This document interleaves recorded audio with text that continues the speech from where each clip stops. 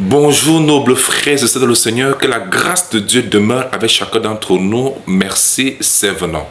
Bien-aimés, ce matin, nous voulons démentir les slogans populaires de la perdition et surtout ces slogans qui ont été malhonnêtement puisés de Saintes Écritures. Nous sommes là pour expliquer aux frères et sœurs de manière claire ce qu'il en est. Ce matin, nous lisons dans Jean chapitre 14.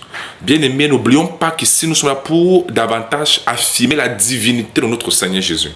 Nous prenons Jean chapitre 14 du verset 1 au verset 10. Écoutons. Que votre cœur ne se trouble point, croyez en Dieu et croyez en moi. Bien-aimés, voici un passage clair de notre Seigneur Jésus. Il dit, croyez en Dieu et croyez en moi. Permettez-moi de lire le même verset dans la version Semeur. Il est écrit, Jésus dit, Jésus dit : que votre cœur ne se trouble pas. Ayez foi en Dieu. Ayez aussi foi en moi. Allez demander à tous vos professeurs français. Lorsqu'on dit ayez foi en Dieu, ce qui suit là, c'est Dieu. Allez vous renseigner. Il dit ayez foi en Dieu, ayez aussi foi en moi. C'est vrai, la foi en Jésus, c'est ça qui est la foi en Dieu. Ah oui! Et ici, il n'y a pas deux fois, c'est-à-dire une fois pour le Père et une autre fois pour le Fils. Non. Éphésiens 4, verset 5 déclare qu'il y a une seule foi et un seul Seigneur. Il n'y a pas deux fois, du genre à diviser. Il y a une fois qu'on doit donner à Dieu, il y a le Père, il y a une autre fois qu'on donne au Fils. Non, il n'y a pas deux fois, il n'y a qu'une seule foi, donnée à un seul Dieu. Ça veut dire que ce même Dieu qui est là. Vous comprenez? Alors, il dit, croyez en moi. Le verset 2. Il y a plusieurs demeures dans la maison de mon Père. Si ça n'était pas, je vous l'aurais dit. Est-ce que vous comprenez ce qu'on appelle la maison du Père ici? Étant donné que Dieu n'habite pas les maisons faites de main d'homme. Notre corps, c'est ça qu'est la maison, le temple de Dieu. Le temple du Saint-Esprit. Parce qu'on parle au Père ici, n'oublions pas que le Père, c'est l'Esprit de Dieu qui habitait Jésus. Parce que l'Esprit de Dieu est Dieu, car Dieu est Esprit. Jean 4, 24. Dieu est Esprit. Donc quand on parle la maison du Père, on parle la maison de l'Esprit. Or, notre corps est la maison, le temple du Saint-Esprit. Vous comprenez? Et maintenant, tous les enfants de Dieu réunis, ils forment ce qu'on appelle le corps de Christ. Voilà la maison de Dieu. La maison du Père, la maison du Père, c'est l'assemblée de tous les enfants de Dieu réunis. C'est eux qui forment le corps de Christ. Voilà dans la maison de Dieu. Et la Bible dit ici que il y a plusieurs demeures dans la maison de mon Père. Si ça n'était pas, je vous l'aurais dit. Je vais vous préparer une place. Il y a une place pour tous les croyants. Pour tous ceux qui sont nés de nouveau, il y a une place pour eux dans le corps de Christ. C'est ce qu'on appelle la maison du Père. Est-ce que c'est bon? Merci. Nous continuons. Le verset 3. Et lorsque je m'en serai allé et que je vous aurai préparé une place, je reviendrai et je vous prendrai avec moi afin que là où je suis, vous y soyez aussi. Est-ce que vous savez que tous les croyants, tous ceux qui sont en Christ nés de Dieu, sont présentement assis avec ce Seigneur Jésus dans les lieux célestes? C'est écrit dans Éphésiens chapitre 2, le verset 6. Nous sommes déjà assis. Donc cette parole s'est déjà accomplie. Parce que nous sommes justement membres du corps de Christ. En Corinthiens 12, le verset 13, la Bible affirme que nous avons été tous baptisés dans un seul esprit avec grand E pour former un corps. C'est ça qu'on appelle la maison de Dieu, la maison du Père, la maison de l'Esprit. Et non les temples faits de main d'homme, faits à base de ciment, des papins et ainsi de suite. Non, voilà ça. J'espère que c'est trop clair. Merci. Donc cette parole s'est accomplie à partir du moment où l'Esprit de Dieu, l'Esprit de Christ est venu changer tous ceux qui croient en lui et maintenant nous sommes désormais assis avec nous. Nous sommes déjà avec le Seigneur. La Bible dit dans Colossiens 3, verset 3 que notre vie est cachée avec Christ en Dieu. Nous sommes déjà en lui. Cette parole s'est déjà accomplie. Est-ce que c'est clair?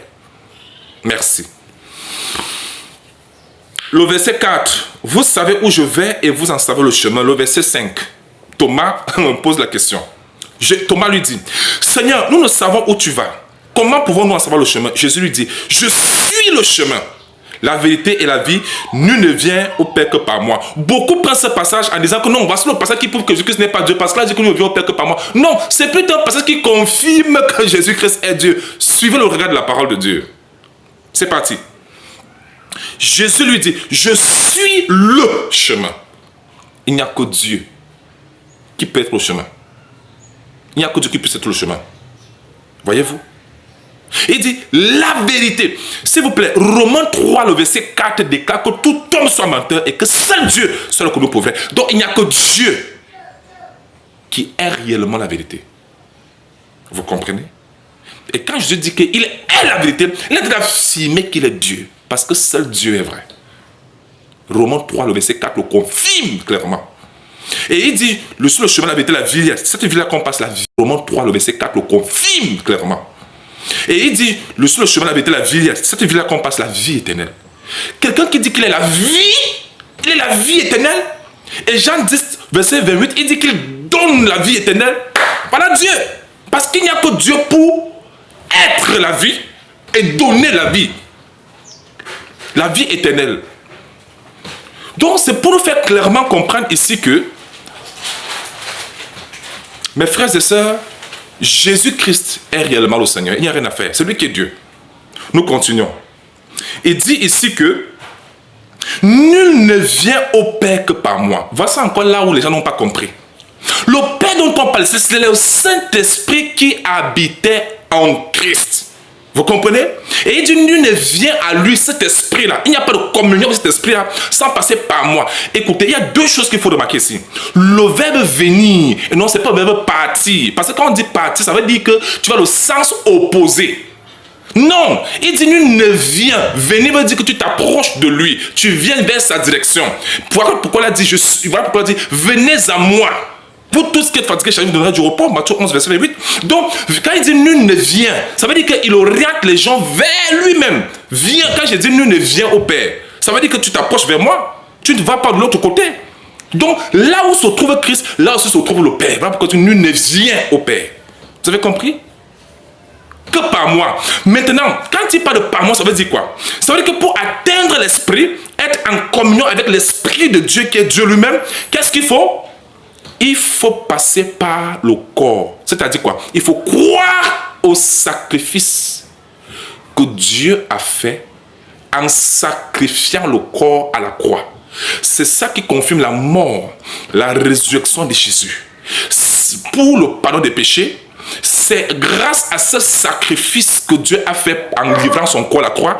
C'est grâce à la croyance à ce sacrifice-là qui nous permet donc d'atteindre le Père et être en communion avec lui. La Bible dit que celui qui s'attache au Seigneur avec lui, un seul esprit. Nous sommes désormais en paix avec Dieu parce que l'iniquité, le péché qui crée la séparation entre nous et Dieu qui est l'esprit, cela a été détruit à la croix. Parce que le corps du péché a été détruit à la croix. Dans Romains chapitre 6. Donc pour faire clairement comprendre que grâce au sacrifice de Christ, qui est le corps que Dieu a livré à la croix pour nous, nous sommes maintenant en paix avec Dieu. Voilà pourquoi il dit que nul ne vient au Père qui est l'Esprit. Nul ne vient au Père que par moi. Ça veut dire qu'il faut avoir cru au sacrifice de Christ, le corps, pour être en harmonie avec l'Esprit. Est-ce que c'est clair? Merci. Et il dit ici que si vous me connaissiez, vous connaîtriez aussi mon Père. Ça veut dire qu'en connaissant Jésus, c'est le Père qui est en train de connaître. En étudiant Christ, c'est le Père qui est en train d'étudier. Parce que si vous me connaissez, vous connaîtriez aussi veut dire que c'est exactement pareillement, sans division, sans division. Vous comprenez? C'est la même chose. Sans différence, quoi. Et écoutez ce que Jésus dit. Et dès maintenant, vous le connaissez et vous l'avez vu.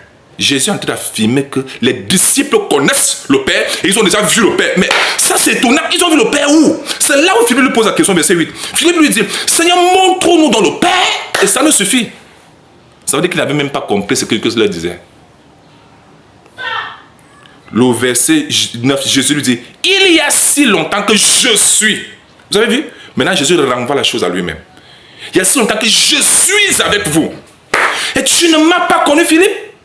Celui qui m'a vu a vu le Père. Ce n'est pas écrit que celui qui m'a vu verra le Père. Non. Celui qui m'a vu a déjà vu le Père. Voilà le Père qui est là. Ça veut dire que Jésus-Christ est le grand Dieu des cieux manifesté en chair. La Bible affirme que tous ceux qui ne confessent pas que Jésus-Christ est venu en chair c'est l'esprit de l'antéchrist. C'est écrit où 2 Jean chapitre 1, le verset 7. Jésus, le grand Dieu de Dieu, manifesté en chair. Ah oui.